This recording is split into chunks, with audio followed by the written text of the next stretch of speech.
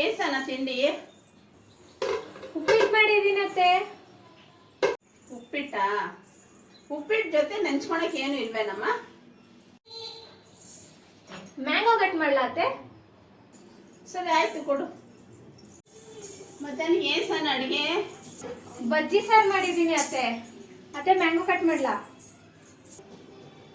ಹ್ಞೂ ಕೊಡಮ್ಮ. ಸನ ತಿನ್ನಕ್ಕೆ ಏನಾದ್ರು ಕೊಡು ಸನ. ಅತ್ತೆ ಮ್ಯಾಂಗೋ. ಮತ್ತೆ ಮ್ಯಾಂಗೋನಾ? ಸನ ಅತ್ತೆ ಸನ ಮ್ಯಾಂಗೋ. ಸನ ರಾತ್ರಿ ಅಡಿಗೆ ಏನು?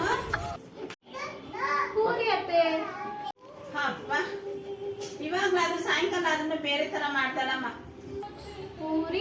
ಪೂರಿ ಜೊತೆಗೆ ಮ್ಯಾಂಗೋ ಶೀಕರಣಿ. ಅಪ್ಪ ಮ್ಯಾಂಗೋ. ನಿಮ್ಮ ಮನೆಯಲ್ಲಿ ಯಾರಾದ್ರೂ ಈ ತರ ಮ್ಯಾಂಗೋ ತಿನ್ನೋರು ಇದಾರ? ಕಮೆಂಟ್ ಮಾಡಿ.